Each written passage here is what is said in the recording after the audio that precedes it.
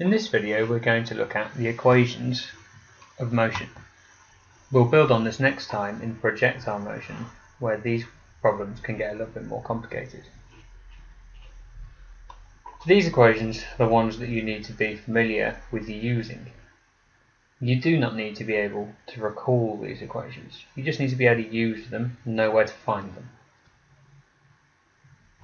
You'll find them here on the second page in your exam paper. They are here, here, here, and here. Let's take a look at what each of the symbols in these equations mean.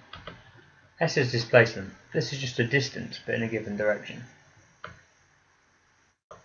U is the initial or starting velocity that an object will have. This is usually slower than the final velocity, but not necessarily. An object could be decelerating. V is the final velocity that an object has. If an object was accelerating, then it will be higher than the initial velocity. If it was decelerating, then it will be lower. A is the acceleration of the object.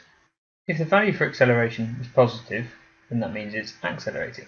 If it's decelerating, in the direction you're considering, then it would be a negative value. This is the amount of time that the change you're calculating takes place over. I want you to pause the video now and consider whether or not you are confident with the units that each of these is measured in. In the problems you're going to be tackling, displacement will be measured in meters. As displacement is measured in meters, initial velocity will be measured in meters per second, and final velocity will also be measured in meters per second. Acceleration is the change in velocity over time, so we divide through by seconds again. This gives us meters per second squared. Time will be measured in seconds. I'm going to take you through how I select and use the correct SUVAT equation. It should not fail if you follow it to these steps. The first step is to write out S, U, V, A and T and leave a space to write in the values for each one. Next, extract the information from the question that you've been provided. Once you've got that, you should be left with two spare spaces. Place a question mark next to the thing you're going to be looking for, and put a cross through the thing that you're not looking for, the thing that you have not been given but you have not been asked to find out. After you've done that, you need to select the correct equation. You do that by selecting the equation that doesn't have the one that you've crossed through or that has got the letter X next to it. Step 5 is to place all of the data that you've extracted in step 2 into the appropriate SUVAT equation. Step 6 is to rearrange the equation if the variable you're looking for is not already the subject of the equation. It's important to do this after step 5 as it makes the rearranging much more easy. We're going to have a look at an example now to see whether or not we can apply the steps we've just looked at. If you feel confident in this, pause the video and have a go yourself. If you feel less confident, continue and we'll have a look at the example straight away. The question asks, Alice is accelerating on the motorway. She's starting at 40 meters per second and accelerates at 1.6 meters per second squared for 7 seconds. The question wants to know what speed she'll be travelling after those 7 seconds. So, step 1 was to write out S, U, V, A and T and leave spaces. Step 2 then says to extract the data from the question.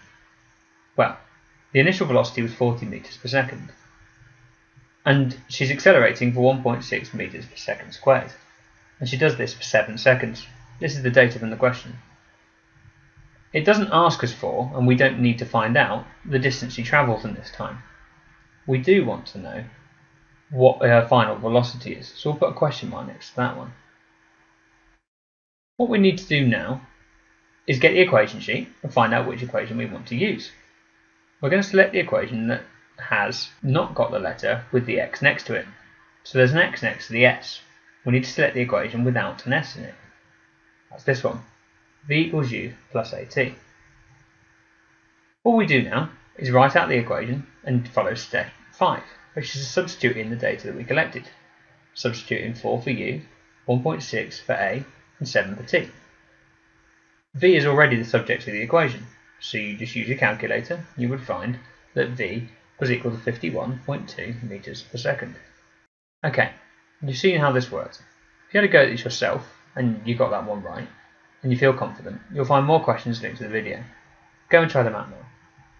If you're not sure, or you really don't know what's going on, stick with the video. We'll try a few more problems out, see how those go.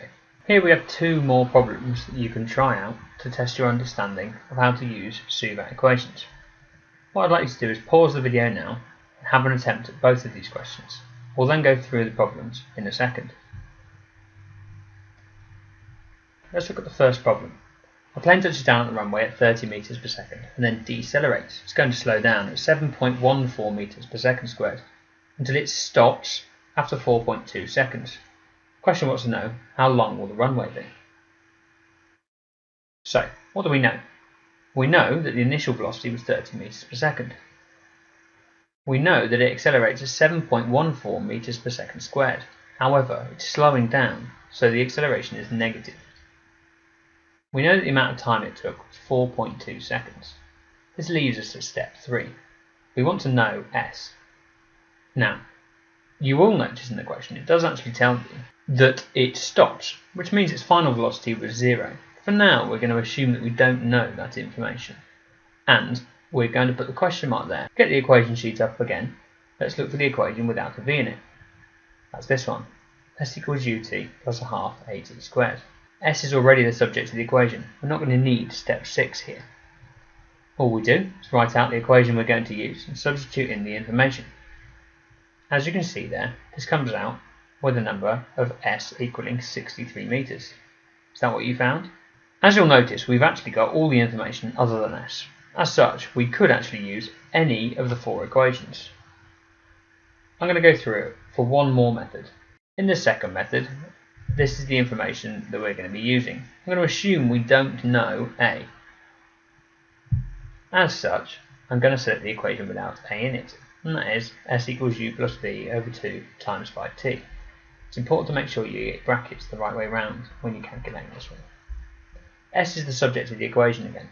I would suggest using, if you've got all of this data available, one way you don't need to rearrange the equation. S equals u plus v divided by 2, and then that is all times by t. Substitute the numbers in, and again we find that s is equal to 63 meters. Okay, here's the second problem. A motorcycle travelling at 10 meters per second overtakes a car. It takes 2 seconds to overtake, and is travelling at 14 meters per second when this has been completed. The question wants to know how much distance was covered in this amount of time. Let's extract the key information. Started at 10 meters per second. Did this journey for 2 seconds and finished up at 14 meters per second. We want to know how much distance it travelled, and we don't know what the acceleration was. So we're going to pick a SUVAT without a in it. That is s equals u plus v over 2 times t. We substitute the numbers in, and yet again we don't need to rearrange the equation. So s equals 10 plus 4 over 2 times by 2, which is equals to 24 meters. Okay, here's a final task for you. If I was to jump out of a window 15 meters above the ground, assuming that I accelerate at 10 meters per second squared, from an initial vertical velocity of nothing, calculate, using the SUVAT equations, what my vertical velocity would be when I hit the ground. I need to extract all the information. So, start at nothing. Something's being dropped and start at 0 meters per second. We know that the distance travelled is 15 meters. And when something is accelerating due to gravity, we'll always accelerate at 10 meters per second squared. We want to know what the final velocity is. We don't know, we haven't been asked, what the time that this takes is. Using the equation sheet, we need an equation without t in it. In this case, we need v squared equals u squared plus 2as. To find the vertical velocity, we just need to substitute into the equation we've selected. Remembering that this is v squared, and we will need to square root this. So, u was 0, 2 by 10 by 15 is 300, so v squared is equal to 300. The velocity with which I would hit the ground is the square root of 300, which is 17.3 meters per second. Ouch. Okay, we run through plenty of examples in this video. you need to go and find the linked questions to this video and try them out. If you're not sure, go back through the video and use it to help you out with these questions.